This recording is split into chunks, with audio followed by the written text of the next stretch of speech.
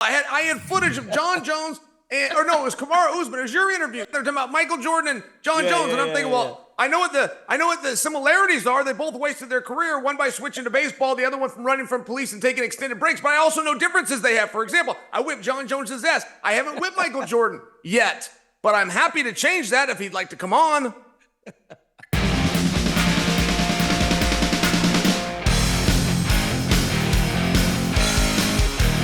What's up, guys? Welcome to a brand new episode of Good Guy, Bad Guy. I'm Daniel Cormier, and that is Chael Sonnen with one of the best cold opens we have ever had. But yeah, Chael, I got some flack for that last week. But here's the thing. You know what's surprising? I got a lot of people going, oh, DC's crazy. Even Ryan Clark called me and he goes, DC. And so then I go and I comment like, yeah, maybe I don't believe my own take. But here's the thing.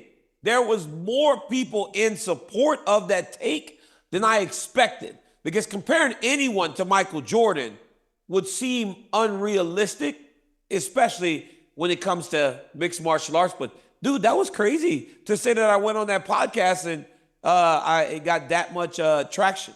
DC, I will tell you this, and because you lived in it. For example, you know that you fought John Jones and that there was a no contest and maybe a third fight was needed and there was a steroid fest and there was a changing of the belt, the changing of the outcome. And you think other people know that too. And that's the difference. They just don't. They just forget. It's just not the way that the human mind works. And I only remind you, I think that might have been the difference that you and Kamara had, that he actually kind of forgot that was what had happened and kind of who he was talking to when he was saying that. So, hey, by the way, are we going to talk wrestling? I mean, that was incredible over the weekend, Coach. I'm sorry that didn't go your way, but what an environment, what a packed house. Yeah. I know that your guy got better in that, whether he knows that right now or not. He got better. He got better this weekend, and now we shift our focus to Super 32 in 2 weeks, which is going to be amazing. I think Daniel's going to rise to the challenge with many of my other wrestlers. But yeah, Chael, he got beat, but it's all good, man. Yeah. Losses motivate. Yeah, he got taken down. He got. I mean, it was a takedown tournament. He ended up getting taken down. You know, one per round. So there was a lot of wrestling left to do between these guys, and I do want to see him again. By the way, you mentioned Ryan Clark. Ryan Clark is in something. I got to plead a little bit ignorant on this, but he's in something with a comedian that does a show called Flagrant named Andrew Schultz. Andrew Schultz has reached out to me. He would like to respond to Ryan Clark. I didn't know how to make that happen. Okay, and so I said, well, I'll talk to the producers. I'll talk to Air, but I'm kind of doing that right now if anybody's hearing this. Andrew Schultz has a response. He would like to give it on our program. Okay, we get Ryan Clark and Andrew Schultz on here. We get it done. No problem. It happens. Chael. All right, we got to get on topic because, again, like, dude, I get like these pings, like the hair on the back of my neck stands up when we go too far left because I know Aaron and Jake are just going crazy and they're getting really, really mad. So like I got this trigger. It's like I almost have like PTSD of the talking to. Hey, I was in Bristol last week. You should see the talking to I got from them, Chael. They sat me down. They went, you got to do this and you got to do this. Dude, it was bad. I got a talking to, Chael. But after that talking to, I now know that I need to stay on topic a little bit. Wait, I'll wait for you to get your talking to before you learn to stay on task, but it will come. Last weekend, UFC was in Paris. Chael, that country is so MMA starved. That crowd, dude, is amazing. I don't normally watch every time I'm off. I try to distance myself to be able to relax. I watch the main event because I know we're talking about it. But on Saturday, I found myself watching the whole fight card because the energy in that arena, it was like infectious. I found myself locked in. What did you make of that fight card as a whole? The place, man. That's 2 years in a row where it's been the best crowd that I've seen on TV in a long time. Well, it ties into exactly what you were referencing a moment ago, where last week you and I got a little bit off subject. Well, we get off subject because we didn't know we had such a great card to look forward to. We didn't know that we had 17,000 plus in a foreign country. We didn't know that Bryan Battle was going to kick things off to the point that there's rumors that he's going to face disciplinary action when he was just trying to entertain. He was just trying to do his job. Oh, by the way, who knew that Moicano was this good? I didn't think Moicano was going to win that fight. You didn't ask me for a prediction, but if we could get in a time machine and go back and you did, I would not have taken Moicano, particularly with a 10-8 round. I mean, he almost got him in there inside of 5 minutes. Decides to parlay that. He's talking about Patty the Batty. He's talking about maybe Dan Hookerneck. I like to throw another name for Moicano, which is Justin Gaethje. That's how big of a win he got last weekend. But you mentioned Battle. Chael, this dude cut a promo last weekend after that fight. I was locked in, Chael. I was locked in, Chael. To me, it reminded me of the Macho Man Randy Savage and Mean Gene Okerlund back in the day when Macho Man was, remember when Elizabeth touched him? Macho Man was about to go out for WrestleMania. Elizabeth touched, don't you touch me, Elizabeth. It was so, it gave me those types of feels. It was such a good post-fight interview. Guys, take a listen. Hey, I know y'all didn't think the Butcher was going to lose in a fist fight to a French dude. I know y'all did not think the Butcher was going to lose in a fist fight to a French dude. That ain't never going to happen, baby. They're talking about finding this kid. This kid had the performance of his career, fought so well, but he walked out with that same energy, Chael. When he hit the curtain, right? You and I both know, in most situations, we know the way the game, or we know the script, right? I walk out the curtain, you cheer me, I will thank you on the way out at times. I hit the curtain, you boo me, I will give you the finger on the way out. The script has been written. That's exactly what happened with Battle. He walked out doing this, like, okay, what? I'm fighting the French dude. Y'all go cheer for him. You beat him, and then you start booing me more? Dude, what do you expect him to do? These guys are going on emotion at a level that most can't even comprehend. Yeah. No, that's exactly right. You have an entertainer that can either stay with it or not. You got these tough guys, but they can't all handle the booze. So when you find a guy that can, right, and he's matching the psychology, just to your point, he's matching the psychology of, you guys don't like me, and that's not what I laid in bed as a child and dreamed about doing. I did not dream about going on the road and doing this sport to the highest level and having people boo me. So when I find myself in that moment, as my way of dealing with it, I'm going to show you I don't care. It's just a psychological play. It's a little back and forth with the audience. It engages the audience. I mean, there's most sport promotions will do anything they can to get the audience's involvement. Bryan Battle did that, and I got to defend him to this. I know this is very strong, Daniel, but if he is truly facing disciplinary action, somebody got worked. The commission over there got worked. They forgot where the sport was that they sanctioned versus the entertainment surrounding it. He was on his own time. They were not bell to bell. The commission was out at that point, in my opinion, and that needs to be revisited. I hope that's a rumor, but it's a rumor that hasn't gone away yet. Okay, can I say something? Let me just Please. say it. I'm going to say it, Chael. I'm going to say it.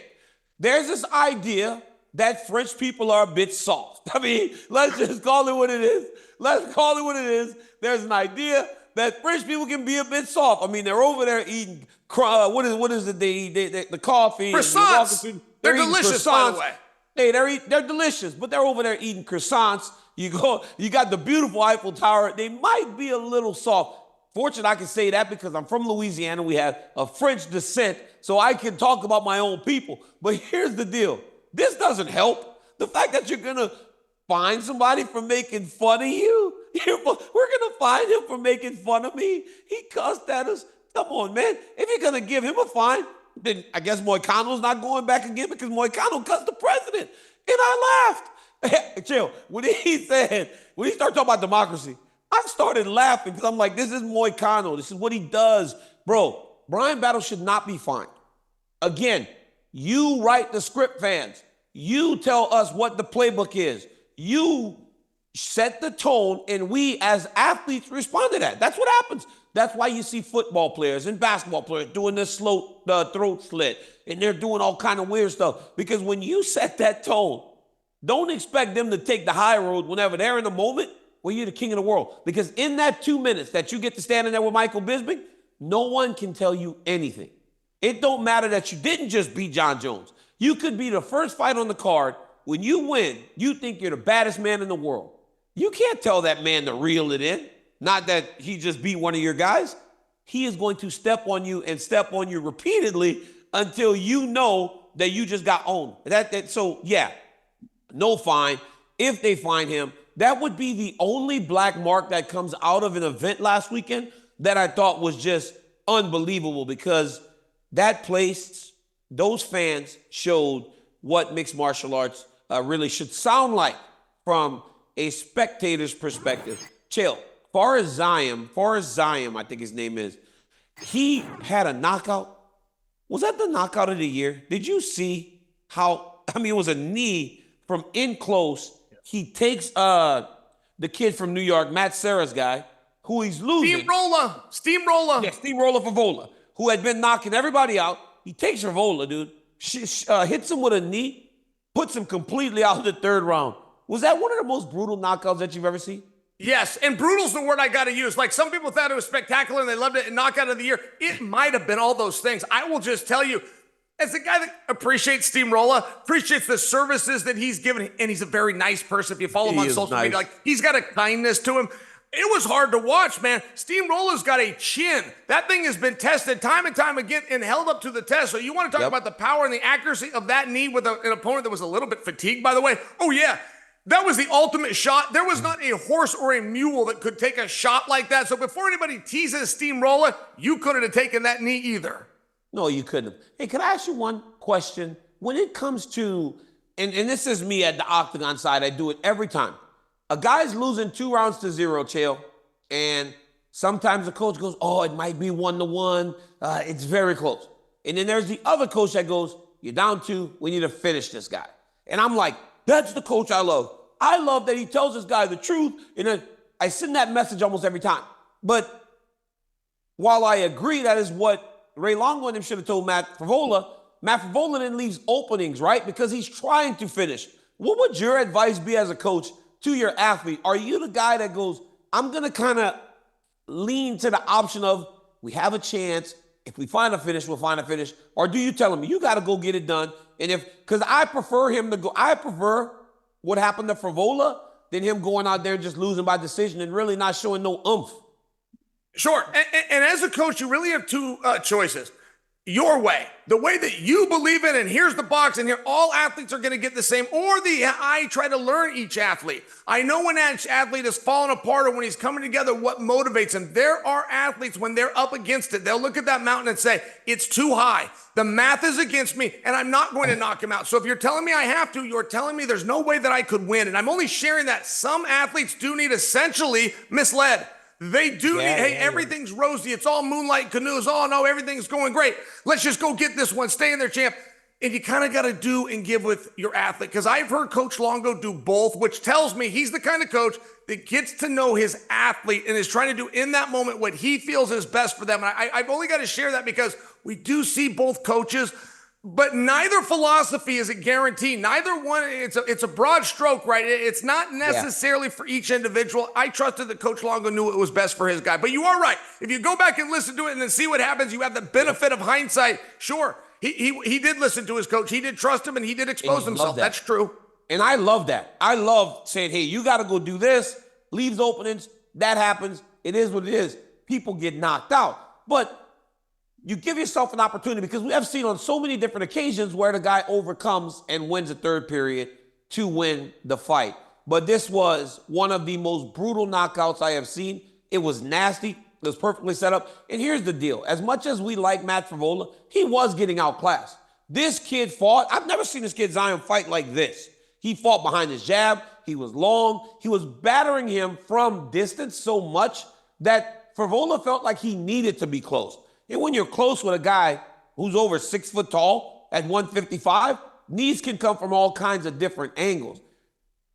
The one area, and I don't know if I would possess this ability, Chael, when coaching a guy like Frevola, to tell him what to do in that way to a certain athlete. So I watch this, and I watch guys, the coach give you the straight, or they sugarcoat it. In most cases, you know who's sugarcoating it to the athlete, Chael? It's when their dad's the corner. If your boy was fighting, could you tell him the truth? Because in boxing, in MMA, it's when the dad's the corner. He always thinks that the son's winning. And so he tells him, yeah, man, we're right on the verge. Could you corner? Do you think Daryl could fight and you could actually corner him and say, you're down 2-0, dude. You got to get it done or it's over? I would sure rather not. I would much rather be his chauffeur and just support him. And I do think it puts him in a hard spot. And I do go back at DC, much like you're doing now, and try to figure out, why did that happen? And is it because that's for your athlete? Or are you trying to convince yourself? Are you living in a little bit of denial? I mean, before you can cure anything, including the score of a fight or a round, you go through the denial process. You've got to go through the acceptance process. You've got to go through the we need help process. And I hear some of these dads doing, I know exactly what you're talking about without calling them by name. I don't know that they're really doing that for Junior. I think they're living in a little bit of a state of a denial yourself. The mic is hot. The moment is now. You got 60 seconds to get your message out. It's a tough moment, man. Cornering will never get the respect that it deserves. That is an exhausting and tiring role. And sitting there, Chael, without the ability to do nothing for your friend, especially when you're an active fighter. Remember when we were cornering together while we were still active fighters? You went out there with Matt Lindland in San Jose, California. I will not tell the story again, but you went out there with Matt Lindland. It's hard to watch your friend fight whenever you can't help him. You'd rather be the guy in there fighting because you know everything kind of relies on what you do. Chael, before we get to Renato Moicano, I got to spin it back a little bit. I'm a little, God, the air's going to hit me. Corporate air's going to get me. But I got to spin it back, Chael. I got to spin it back. Hey, so playing the heel, right? Today, you might get fined for playing the heel. But back in the day, you played the heel and nobody ever fined you. But what's the art? Like, where's that fine line where you, Colby, you guys made a career of playing the heel, and Bryan Battle today is struggling where he might get a fine? Or is it the world, Chael? Is the world of MMA today changing like it was before? Because remember back in the day, Richard Pryor, Eddie Murphy, I don't know if you watch comedians. I don't know if that was like one of those things that we did in the hood that you rich folks didn't do. But Eddie Murphy, Richard Pryor, they used to do comedy. And the comedy was much different back then. Is this what's happening today in terms of playing the heel in mixed martial arts? I love that you just shouted out Richard Pryor. I mean, that is one of the most misunderstood. Dave Chappelle himself will pay homage to the great Richard Pryor, who came along in many ways before these guys. Man, he was even before George Carlin. All right, listen. I will tell you this. I actually dealt with very similar things with commissions. I sat in Nevada in a private room with Dana White, Lorenzo Fertitta, and the Nevada Commission because they would not license me. I was supposed to do an Ultimate Fighter opposite Michael Bisping. You might recall when they put Mayhem Miller in against Bisping, it was kind of like, whoa, that came out of nowhere. Well, it did come from out of nowhere. We were the ones that were supposed to do that. The clock's ticking, the stage is set, you've got to bring somebody in, and that's where Mayhem got an opportunity. I hope that didn't sound backhanded to Mayhem, but to tell my own story, they would not license me. And the executive director said it's because the honor that I'm not showing to martial arts by talking trash, by saying bad things, that kids are watching, and what kind of an example is he? And Dana Lorenzo couldn't believe they were dealing with it, but it was one of these situations, and it took a little bit of time, and I was not able to get my license in time. I faced that same thing before I fought Shogun. The state was Massachusetts, the city was Boston. They also called a review. They had to meet me and see, and they left going, oh, he's attempting to entertain. He's not really a jerk. But even if I was a jerk, I wasn't quite sure how that pertained to them, but I'm just sharing, like, it's not totally new that sometimes the commission is just big fans that got put in that spot and they fall for it. Sometimes they fall for it too, not understanding the evoking of an emotion was the entire goal. It wasn't personal, it was just business. That's exactly what they don't get. Like, you fall for the gimmick so much and you can't see through it, Chael. Chael, I've always done a good job of being able to look at the gimmick, recognize the gimmick, respect the gimmick, but know that it doesn't always have to be that person. I would tell people stuff like this about Colby Covington. I'd be like, Colby Covington's a great guy. I go, every wrestler you've met, right? Because most people find wrestlers and they go, well, that guy's pretty cool, right? He's humble. He's not. I said, Colby's actually just like most wrestlers. And everybody's like, no way. I was like, I think it's just a gimmick. And then they would meet Colby and they'd be like, well, he's not as bad as I thought. People think Colby walks around with an American color, like USA jacket, and he's just screaming Donald Trump every day of his life, just walking down the street. And the people that don't like that, they get mad for it. They think he's this and he's that and he's this and he's that. But when you can't learn, all right, if you can't see the gimmick, and I'll tell you this much, Chael, Bryan Battle wasn't playing a gimmick. That was him. That was his true emotion. He isn't trained or he isn't used of the spotlight enough to have built a gimmick of I'm the bad guy. It takes time. It takes time to figure who you're going to be in this game. That was just him. He was going on pure emotion, and the next time we see him win a fight, he might be completely different. But when you know a guy like you, Art, Kobe, where you saw the evolution of the fighter, you got to be able to see it. You got to be able to see it. You have to. I fully agree with you. No, Battle was an athlete, but he was also an entertainer. Before I'm too hard on the French Commission, if I can just disclose to our audience, I don't know that he's facing this, but it was reported by Spinning Backfist, right? Journalism 101, cite your source. My source is Spinning Backfist, so I reached directly out to Battle himself, who was traveling, and I got the whole, hey, we'll get back to you, we're in a good area. But it's like, well, if it wasn't true, why didn't you just tell me? Or maybe he's just doing it and I'm, the show goes on. So I only want to offer that because I'm hearing, per the rumor, per the report of Spinning Backfist, that it's all the way down to his walkout song, that the lyrics and tone of the song, and the Battle's being fine for that. And I'm going, now wait just a second. You've got this round, and this round where he's got to fit into a certain box of your rules. But outside of that, on either end, the walkout, the prior to, he's out of bounds. And that's where he falls into the entertainment side of the category. And it's not as though ESPN's going to be thrilled with the guy playing a song that has some kind of lyrics, right? I mean, it's not like we don't have checks and balances. It's not like Battle isn't going to have to deal with some stuff, but to have to deal with the government on top of that, man, I think it's extreme. And I hope that rumor is just that, a rumor. It's Jay-Z and Kanye West. N-word in Paris. That's what it is. N-words in Paris is the name of the song. So he comes on. It's called that. That's the name of the song. N-words in Paris. That's the name of the song. So they got real mad at him, obviously. I was going to explain to our audience, in case they didn't know the lyrics, that the N-word was used. I thought that was a little too much for our little program. No, it's actually called N-word. The name of the song is called, for goodness sakes, come on. The name of the song is N-words in Paris. So, yeah. Yeah, Bryan Battle, maybe Bryan Battle did know what he was doing whenever he was going out there to fight. Maybe he's more of an entertainer than I thought. All right, main event. Renato Moicano looked amazing, Chael. This dude, he's won all these fights. But you know what's the craziest thing about Moicano? He gets tough fights. He is fighting guys that would seem to be nightmare matchups for him. And every time he goes in there, he not only wins, but he's getting more and more impressive. How impressed were you by the fact that he not only beat Benoit Saint-Denis, but the first round he beat the crap out of him? It looked like Benoit didn't belong in there with him at all. Well, okay, and let's talk a little bit about Benoit Saint-Denis, because he just had a fight with Dustin Poirier, and if you read about the outcome, it wasn't great. Well, if you go and look at each round that was scored by all three licensed judges and every audience member watching it, he was whipping Dustin Poirier. In fact, by a general standard where a fight is 3 rounds, he would have whipped him. He would have blanked him. That's how good Saint-Denis is. And I just want to give him that because I really didn't know this about Moicano. For Moicano to go out and take him down and then advance position and be able to control him, I mean, his top game from a jiu-jitsu standpoint, you have a couple of elements. Maybe you're real good with the submissions, or maybe you're real good with the positions. But to watch him be so heavy on top, to know where his hips are, to know when to release pressure, to know when to sink it down. By the way, he's fighting away to get some strikes, to entertain and appease the judges. It was incredible. And this is the second time this has happened to me. First time I ever saw Moicano, he took on RDA.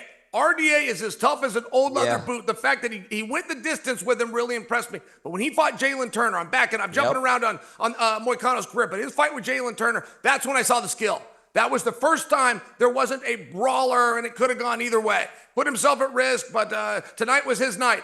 That was a very tactical and skilled athlete that Jalen Turner had to face. Now, fast forward that performance to a main event in front of 17,000 live in a show that was a lot bigger than we knew it was going to be. This was incredible. I mean, when he wants to come in the back end and call out guys like Dan Hooker, call out guys like Paddy the Baddy, say that he should be in the top 5 in title contention, that he's only going to do one more and off for the belt.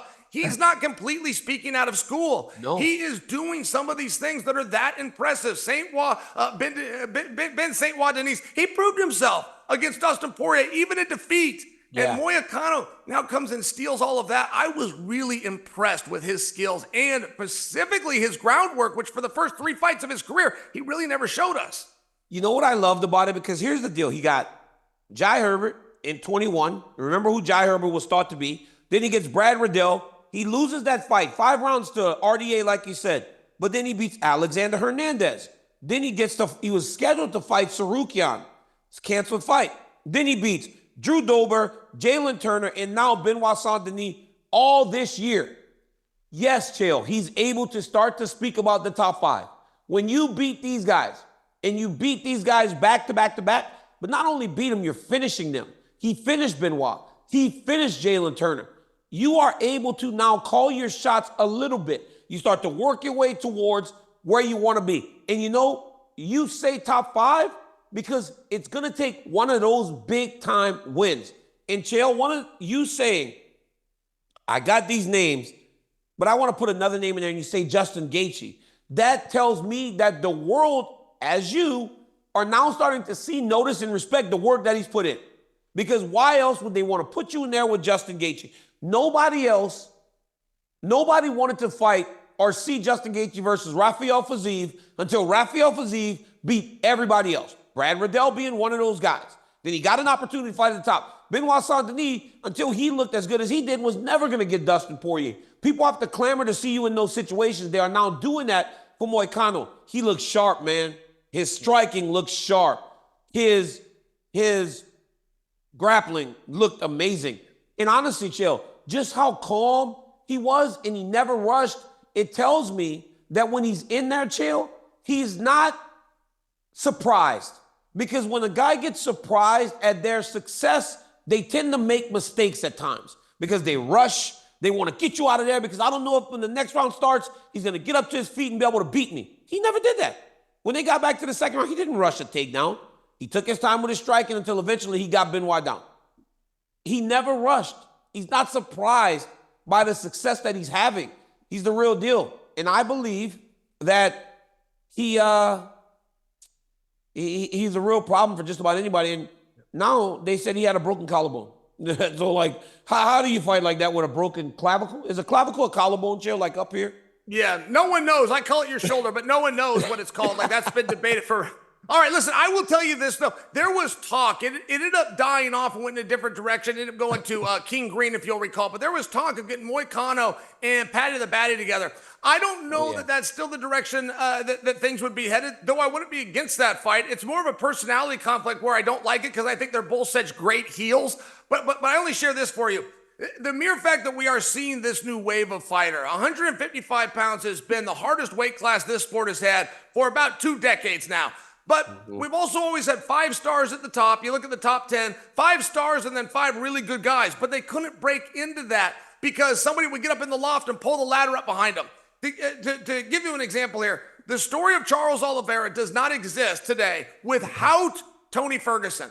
Tony was the one that had the name, that left that ladder down right on ESPN, right in a 5-round and let Charles Oliveira have his opportunity. And I only share that because we are starting to see some new faces. We are starting to see those other top 5 guys that are now getting questioned. I got to bring Paddy the Baddy back into this. I'm very impressed with that young man. He's more than just a mouth. It turns out he's a driven fighter that can get up from adversity, right? He had that bad knee. He came back and did it anyway. And now I'm seeing Moicano. And Moicano is just covering all aspects of this sport. You generally can only monetize one thing. Your only commodity that you offer the sport is your performance. But there is other opportunities if you can find them. And that's where Moicano, Sugar Sean, Izzy Adesanya, for example, these guys have found another way. Conor McGregor, that's a very elite company. And to put Moicano's name in the same conversation as Izzy and Conor and Sean Daniel, I'm not out of bounds here. He's doing that good of a job.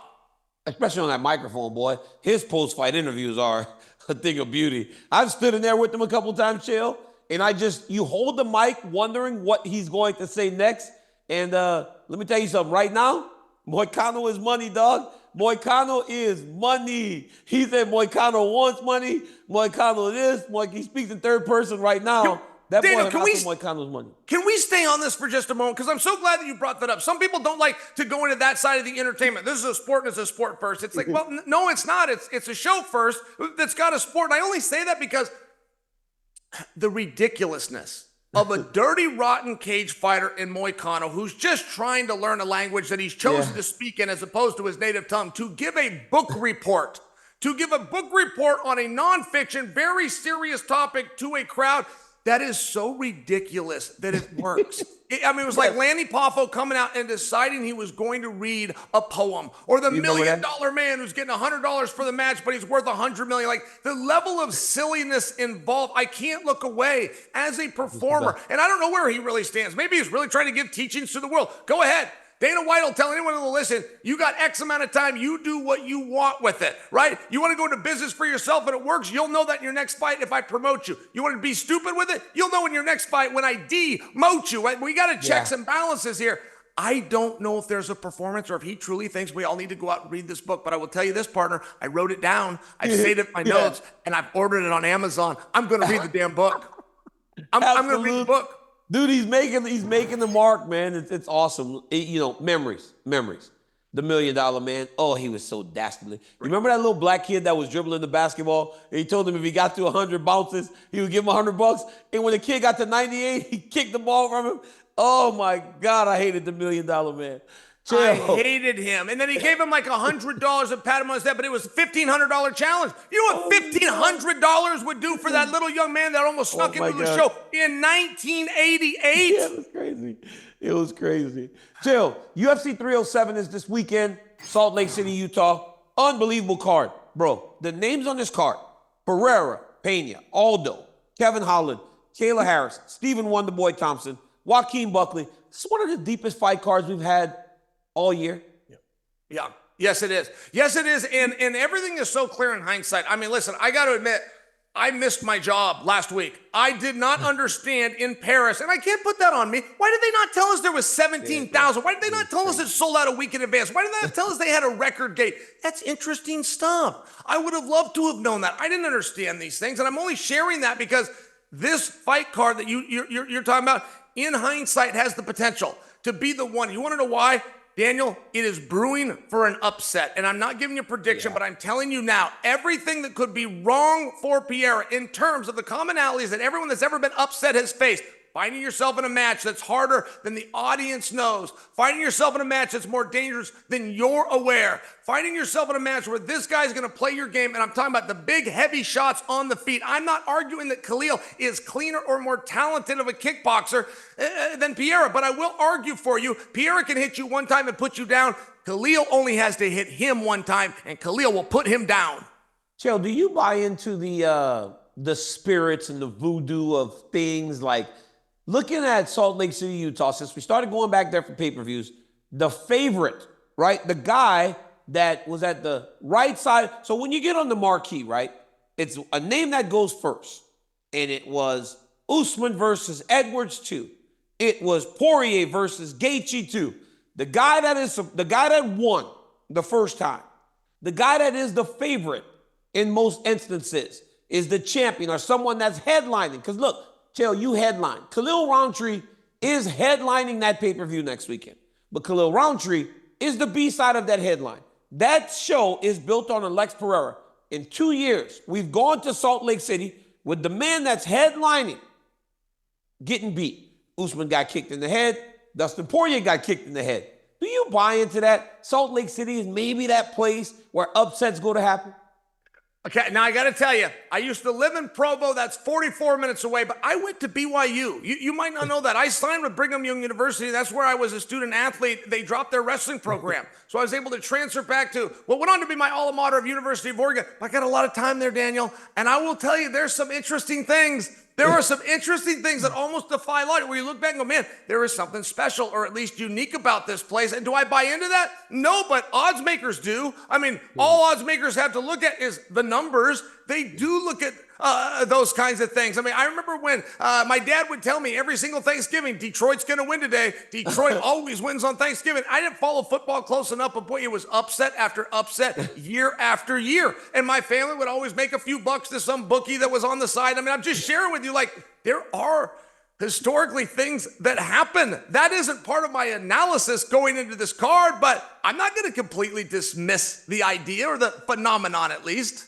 Yeah, dude, I'm telling you, man, that arena seems to hold a place for upsets. And you know what's the best part about this show is, like, I get to know more things about you. First off, that you went to BYU, and also that you guys had so much money that you had extra money to bet on football games because that was not a part of my upbringing. Having extra money to bet on football games? Wow, what a life Chael Sonnen. But Alex Pereira is one of the biggest stars in the UFC right now, to the point that a couple weeks ago we spoke about, what if Pereira is not the champ?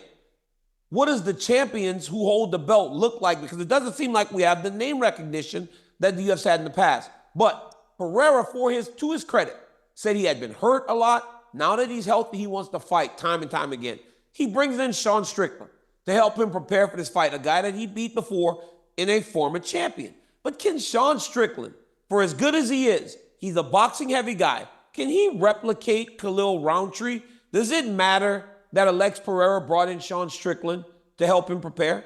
To a small degree. Now, I think that Alex probably would have brought Sean in no matter what. I don't know if that was unique to Khalil. They formed a relationship, and those guys have been working out together. But one thing that Sean does have, and this might be dirty pool, Sean used to be a training partner of Khalil Roundtree. You're That right. is where things can change, even if it's ever so slight, right? And I was never good at breaking down an opponent or seeing these things, but Pereira is. Don't forget, Pereira knocked out Prohaska, and when they asked him how he did it, he said, because I watched him warming up. They had thrown a monitor, a feed of his warm-up in the back, and Pereira, right before he walks out, notices something that ends up happening in the fight, and he capitalized on it, or at least that's the way he's chosen to tell the story. So, yeah, I think that there could be some benefits there. I genuinely do. I tried to insert myself in something, Daniel.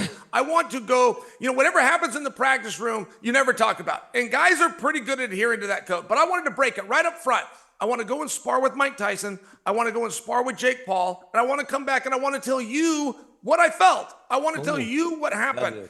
And the reason I got turned away, I was invited to come and watch, but I got turned away from the sparring. Mike Tyson's ears and Jake Paul's ears heard, Chael wants to come fight you. Chael is challenging you to a fight. I just want to go through practice, whatever everybody else is doing. But let me go back and tell people what I felt about the power or the insight or the dedication or how. Let me just come and share some of these stories. And I only say that because that can be helpful. That's what we call taking the mask off, right? If Roundtree is this scary monster, you don't know anything about him, and then somebody can come and tell you a personal story. Maybe you guys were at a restaurant and such, and he flirted with a girl. I'm making things up, but what I'm sharing is if you can get some of those personal sides and you can personalize a guy, all of a sudden he's not that same scary monster. So I think there is benefits to that.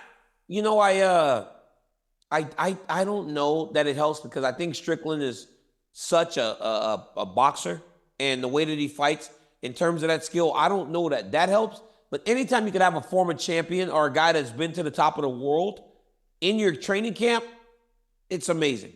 We gained so much when we were all preparing by having Kane in there, by having Khabib in there, by having Luke in there, knowing that these guys have done the things necessary to elevate all the way to a world championship. So that aura of Sean Strickland is enough to bring something different into a training camp. And that is where I believe it will help Alex Pereira. But the reality is this guy's going to fight the same way regardless. It does not matter who he is training with or preparing with for Khalil Roundtree. He will be ready to face him. Chael, before we go, I wanted to talk about that first time, right? That first time, because there's something to that you headline a card and you get to see your name in lights. You get to see your name on the billboards. You get to see that, man, I finally made it to a place where I am the star attraction. Khalil Roundtree got to experience that, and this is what he said on Countdown. When I started not too long ago, I'd see things like this as inspiration. I'd look at the two guys on the billboard like, man, one day I can be there, one day I can get my family out of struggle.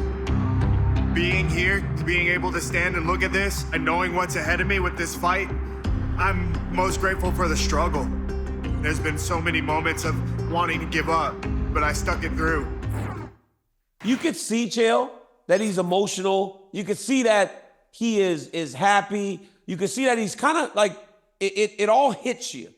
Do you remember the first time you saw yourself up there in the lights? And how much can gratitude overwhelm you when you are faced with being the guy that now the show's built around? Yeah, it's an incredible thing. It really is. And by the way, everything that you just saw there will change after the fight. Like, Khalil will want that back in a way. I mean, Khalil will want that back, and he will work so hard and be so driven. It will hurt extra bad if things don't go his way, because he wants to return to that. Like, you really don't know how much fun it's going to be. The UFC never tells you. The UFC never says, all right, here's the numbers we're getting, and we're going to move an extra $1 million into billboard ads, so when you get there, you're going to see yourself all over town. They don't tell you these things. And I do remember one time when this happened to me. I remember landing in Vegas, and the very taxi that I go to get into, it's got my picture and name at the top of it. And you're passing billboards and you're seeing this, and it's awesome. I was with my mom, and I said, Mom, are you seeing these things? And, it was a proud moment, even though it wasn't a victory. It felt like one. It felt like when they convert that town and they change into you, that you're really being celebrated, whether it's for what's coming up or your past hard works. And I'm only sharing with you that what a unique time of life. And for somebody to think to put a camera on Khalil and have him share those old stories, I did not know he was an addicted smoker, by the way. I did not know that Khalil used to weigh 300 pounds and used this sport as a way of fixing his health, of fixing his life. That was before he was driven and having dreams of rising to the top of the card. I love stories like that, because for many guys, the lights get too bright. It's a once in a lifetime moment. But for other guys, when it isn't their journey anyway, when it turns out I was doing this to keep myself healthy, to keep myself clean, now all of a sudden it doesn't come down as much to what happens in this one moment that can cause some guys to panic and freeze up. I didn't know that side of Khalil. It is meaningful. I'm telling you, Daniel, every upset has a couple of commonalities. This fight, you've got to keep your eyes on it. And I'm not even giving you a prediction yet. I'm just telling you now. Number one battle Khalil's got is to show up and fight. And Pereira is going to get to a point where guys don't do that. Pereira is entering that Mike Tyson-esque fear factor where guys are going to wilt in the back. I just don't believe that's Khalil. I think Khalil's got one more good one in him. I think he can overcome this, and I think he is a real problem for Pereira. You know, Khalil Roundtree they humanized him. That's why the UFC is the best. You didn't know all these things, and you watch it and you go, man, I was thinking that he had a chance before. Now you're like, I almost want to see him do well, because they humanize him to you, and that's what makes him so special. You know, I remember when I was wrestling, right? I went to Vegas to watch Floyd Mayweather fight against Oscar De La Hoya. Saved all my chips, and I watched it, not in the arena, but from the MGM Grand across the street from the Mandalay Bay, because they were showing them on these screens, and there were 15,000 people in there. It was like I was at the fight, and I watched them on those billboards everywhere. I remember being a student of the game, because anytime we do something, Chael, you and I both, we did it with wrestling, we do it with fighting, you become a student of the game, and anytime you can be around it or at it, you go. So I would show up. I would see you and Anderson Silva on the billboards. I would see John Jones, and I would see George St. Pierre. And I always thought to myself, man, I hope that I get there. And I remember I came into UFC 182 when I fought Jones, and we drove past the MGM Grand, and on that big billboard was me and John Jones. And I thought to myself, this is the most amazing thing that I can ever see. I never expected my life to be this. And then I went into the casino after I won the championship against Rumble Johnson, and they threw me a chip. And you know what was on that chip? UFC 187 Cormier versus Johnson. It was like those types of things, those moments, it take you to a place where you feel full. But you're right. You never want to not be that anymore. You want to be able to walk past the Caesar's Palace and be 50 feet up in the air on the pillar when you're fighting Stipe. You want to be that. That becomes addicting, to be in those moments, to recognize and really live in knowing that you made it. And you know what the beautiful thing about it is? It never got old. It never got old. No matter how many times it happened, it never got old. I always loved the posters. I always loved the promotion. I always loved the advertisement. Yeah, you don't take that for granted. This really surprises me to hear coming from you. I thought your experience was different just because you came through wrestling in Stillwater, where it is king, just because you went to the Olympics. multiple times. You were number 159 against Chael that ended up making the Wheaties box. I mean, you just had all of these experiences. That surprises me. So you did enjoy that attention. You did enjoy being celebrated and recognized at that level, Daniel. That's awesome, man. I did not know we love wrestling. We love wrestling, but like we don't get it as like on that level, dude. Sure. When you start fighting, you're like, holy cow, this is a completely different level. To do something that's easier than we've done our entire life. Wrestling's the hardest thing in the world. So you want me to fight, pay me more money, and do less work than I did to wrestle? Unbelievable. Chael, another great show. We actually went long today. So, call Chael. Don't call me. It was not my choice for the show to go long. Guys. Hey, are we doing this, by the way? Can Andrew Schultz come and say his piece to RC? We can get this done. All right, I'm going to text him and tell him. RC always wants to be on this show. All right. So we'll call on RC. We'll get Andrew Schultz, and we'll get these guys together. Guys, Chael and I are not together on Thursday because guess what? We're live Friday from Salt Lake City, Utah before UFC 307 goes down. But as always, get us wherever you get your podcasts. ESPN MMA YouTube, ESPN Plus, ESPN2. For the bad guy, Chael Sonnen, I'm Daniel Cormier. Until next time, peace.